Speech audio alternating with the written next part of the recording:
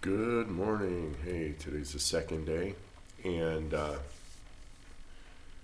what did I wind up eating yesterday? Well, I was gonna fast, and then I got hungry and for fish, which is really weird because I don't eat a lot of fish. But I had 4 fish burgers with cloudbread, 6 eggs fried in 2 tablespoons of butter, and I did have a couple of pickles on my fish burgers. Um, and a little bit of mayo and some mustard. So you can get away with some stuff. It's not going to kill you. But it was less than 1% by weight, so the whole thing was 99% carnivore. In the fish patties themselves, there were 4 of them. It had a cup of melting cheese. We call it asadero here.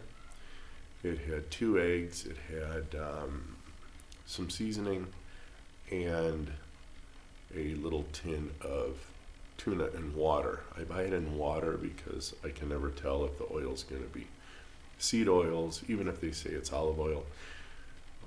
I found that even in Europe they cut it with some seed oils.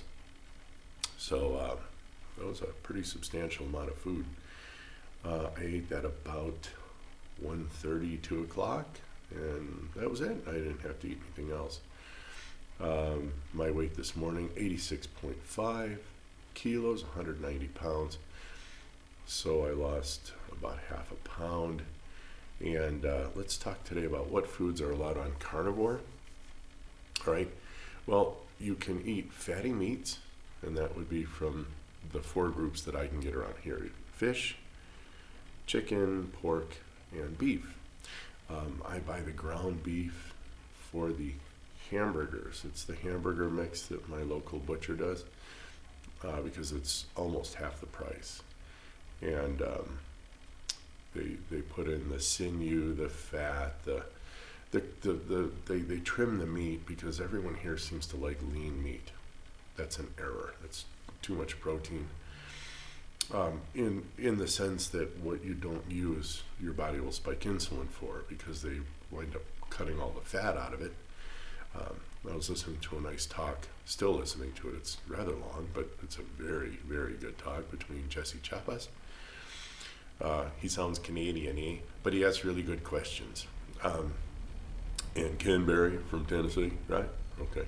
So you got this Canadian and this Tennessean. Oh boy, the contrast in accents and everything like that. Well, I don't know. Anyway, so definitely make sure your meat is fatty. If you order chicken, please get the skin on it. Every single day I go to this butcher shop and, would you like me to take the skin off? Yes, yes, yes. I'm like, no, no, no, leave it, leave it, leave it. And that's why you have a little beer belly. I'm so sorry. That's how it works. So again, and then eggs, and then dairy. In the form of milk and cream. I'm sorry, whoa, scratch that. In the form of cream and butter, or ghee if you don't, if butter doesn't sit well with you. But ghee is normally more expensive. And in dairy, milk, in the same talk with Dr. Berry, milk is for young mammals to grow and get fat. So the sugar content might be too much for some people, even in raw milk. Unpasteurized, it's still going to have lactose in it, and you may not have the enzyme to break it down. So, well, you know what, you got to deal with that. But definitely stay away from the non-fat, low-fat, because it's just going to be a whole lot of it's sugar water. Let's just call it what it is. And to my way of thinking, since I am not in a religion, the carnivore diet can stand a droop or two. All right, a drupe is a fruit.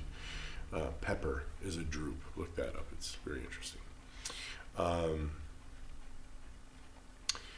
So you can salt and pepper your food if you like pepper, if you like a little bit of garlic, if you want a little bit of onion. Be careful. In some people, that stuff can cause gas. And then obviously eggs, you can make them any way you want. You can scramble them sunny side up. Another issue that comes up, well, maybe I should just eat the white for the protein. No, in fact, if you had a choice between the white and the yolk, pick the yolk. In the same talk, Ken Berry says that he probably eats 10 eggs, 12 eggs, dozen eggs, and he'll mostly eat the yolks, and I think he'll add a few of the whites, and he'll just cook them till the whites are cooked. All right, so he doesn't cook the yolks to death. Neither do I. My favorite way of doing it, I have a plate, I sprinkle some Himalayan salt because I can't get the Redmond here. And I'll put 2 or 3 or 4 tablespoons of butter in a pan. Then I'll crack all my eggs, normally 8, into a bowl, and then I just pour those in when the pan's warm and the butter has slightly caramelized. Oh, you should try this, really good. And then I will turn the heat down and just cook. The whites will cook through. There'll still be a little bit of slime on top, which I enjoy. And then I'll just put that out on the plate with the salt. I'll go ahead and pop the yolks, smear it, and then add another pinch of salt over the top. I'm telling you, I don't know about you, but to me there's no better flavor than the yolk and the butter and the salt mixed together. It's like, oh, it is so good. So that's what you can eat on Carnivore. Anything that comes from an animal. And Carnivore probably wouldn't be a side of veg, okay? But I don't think the amount of grams that you're going to add with a little bit of pepper, if you like a touch of turmeric, if you like some mustard, most of that's water. If you actually dehydrated all that out, you're going to come up with 500 milligrams of mass compared to the 1,000+ grams of food that you're going to eat. I will typically eat at least 450 to 500 grams of eggs, and then well over 500 grams of meat. Me personally, I eat the eggs first, and then I just eat the meat and eat the meat, eat the meat. All of a sudden I go, I'm done, and I put it away, and that's it. That'll do me for the day. All right. So there you have it, guys. It was a wonderful day, and it's going to be an awesome day today. So you guys be well.